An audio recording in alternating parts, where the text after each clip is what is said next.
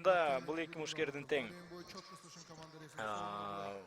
бул беттеште жеңишке жеткендиги, андан ары 8-ден 4-1 финалдык баскычка чыккан мушкерлерди алмаштырышы мүмкүн.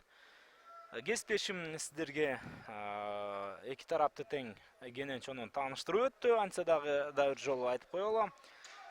Көк бурчтан чыгып, колунда билегинде көк байлантасы бар мушкер. Бул Сайджапар Бакиров, ал эми кызыл бурчтан чыккан мушкер. Ормонхан командасынан келген Турсунбек Майрамбек уулу Рустам Өмүрбековдун тарбиялануучусу. Буга чейин эрежесиз уруш боюнча Кыргызстандын чемпиону аталган, ошондой эле WEF Selection мелдештин дагы жеңүүчүсү.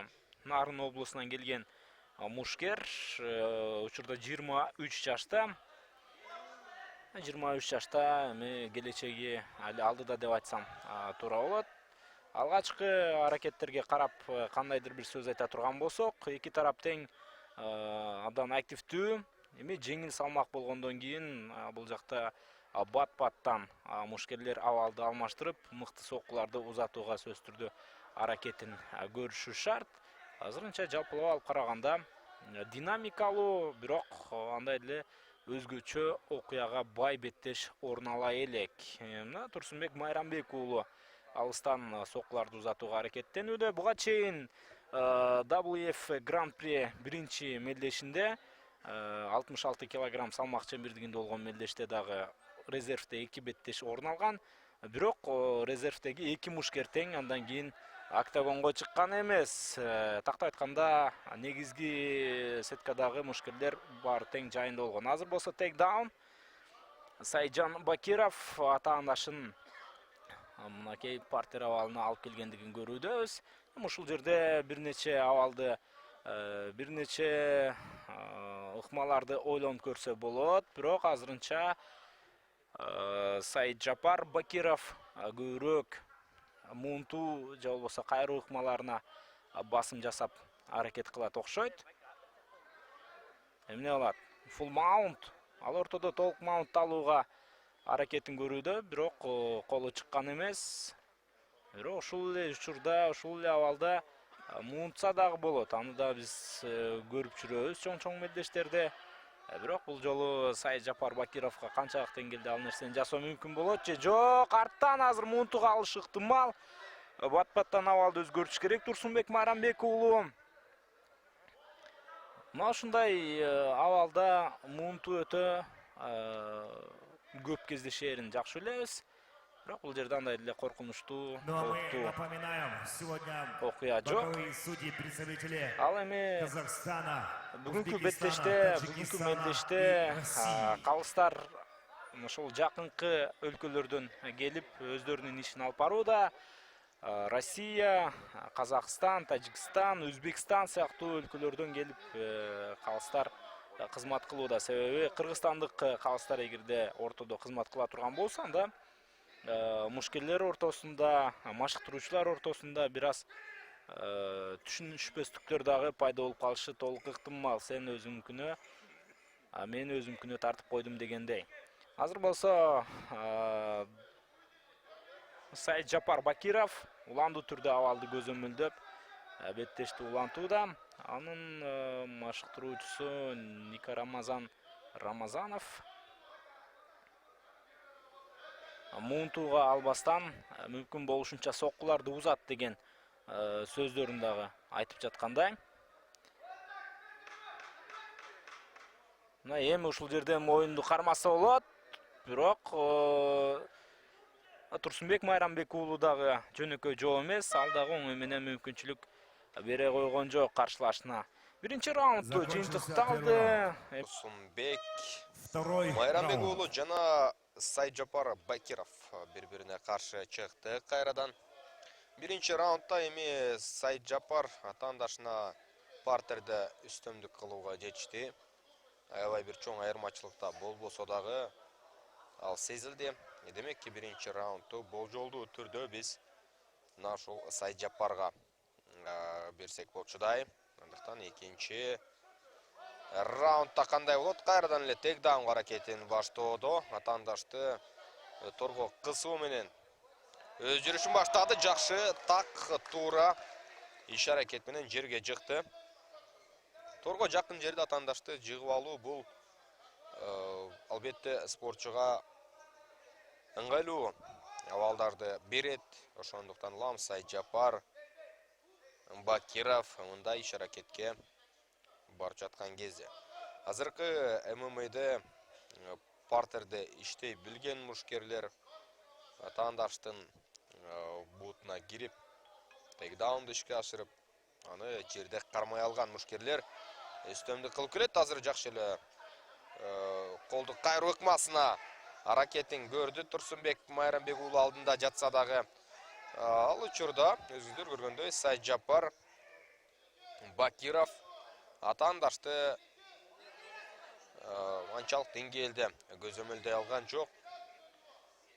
Бирде өзү, бирде каршылашы ыңгайлуу абалда болуп, жакшы жолдорду издеп жаткан мезгили. Үйдө туруп мушташууда бул эки спортчу көпкө чейин деле бири-биринин күчүн сынап көргөн жери жок.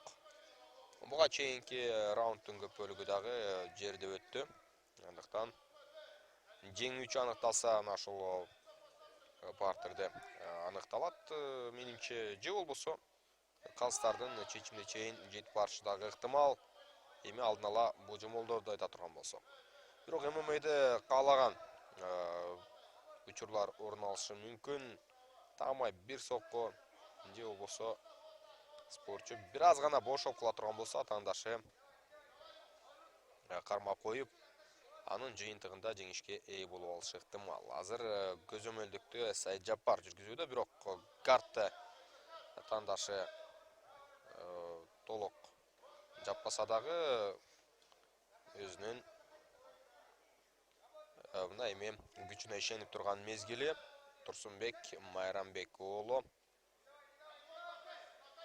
негизи бир раундтун жүрүшүндө атандаштын алдында иштебей жата бере турган болсо, анда упайлар сөзсүз түрдө үстүндө аракет кылып жаткан спортчуга берилет, артыкчылык берилет.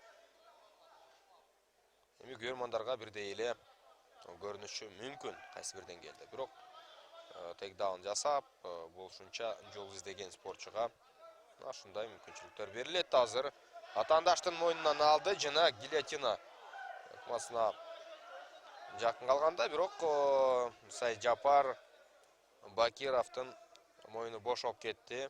Бардыгын көзөмөлгө алып турат. Сайджапар мындай позицияда көбүрөөк энергия коротуп жаткандыгы дагы белгилүү. Бирок ошол эле учурда убакыт кетүүдө.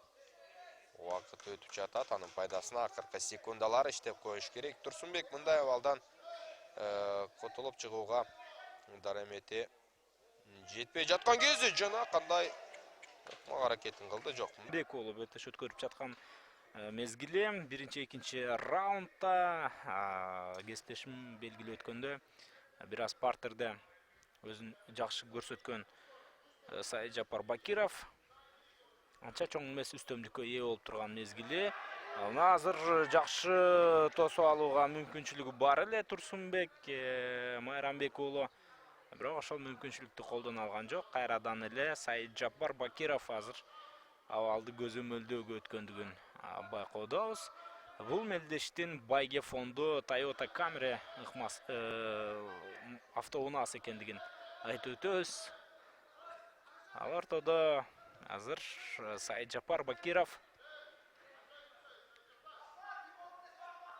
үстүндө жөнүнө турбастан соккуларды дагы узатууга аракетин жасап жаткан учуру.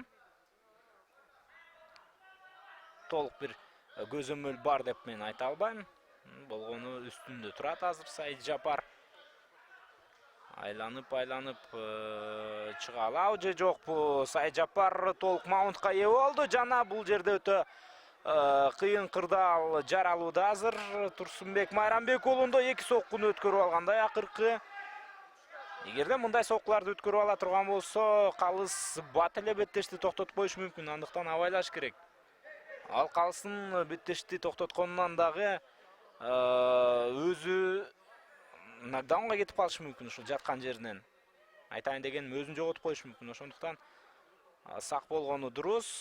Бирок Турсунбек Майрамбек уулунун бир коркунучтуу жери деп айтсам дагы жарашчудай. Кандайдыр бир муунтуу кайруу ыкмаларын жасап кетүүгө мүмкүнчүлүгү бар экен.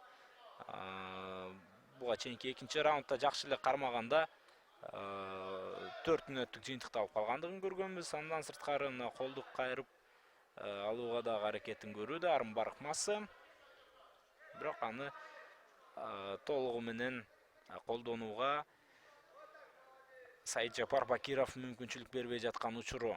Ушундай же сокку жок, же бутка туруудагы кандайдыр бир көзгө жоосун көрүнгөн абал жок. Беттеш, чын айтышым керек, бул эрөл өтө динамикасы жагынан начар баага татый тургандай өттү. Бирок эки мушкердин тең өздөрүнүн беттешке койгон гейм планы бар. Андыктан кайсы бир тарап бул нерсени кылбашы керек эле деп мен айта албайм. Ар бири жеңиш үчүн чыгат. Жеңиш балким өтө кооз беттеште келиши мүмкүн, балким ушундай жөнөкөй беттеште дагы келиши ыктымал. Биз албетте баарын тең туура түшүнүшүбүз керек. Азыр акырындык менен 3 бурчтук ыкмасын дайындоодо же кандайдыр бир ыкманы дайындап жаткандай көрүнгөн. Бутту алды, эми туруп кетиш керек ойду. Эмне жатат, түшүнбөдүм. Ой, мынакей Турсунбек азыр сокку дагы өткөрүп алды. Саиджапар Бакиров абалды көзөмөлдөөнү токтотпойт. Ал эрөлдүн аягына чейин ушундай өзүнүн грэпплингдеги ыкмалары менен каршылашын кыйын бир абалга салчудай. Мынакей соңку 10 секундда калгандыгы тууралуу маалымат берилүүдө. Жана бул жерде кайруу ыкмасын эми жок, кайруу ыкма жасалышы деле мүмкүн эмес экен. 0 победу одержал Бакиров. Калыстардын бир ооздон берген добушу менен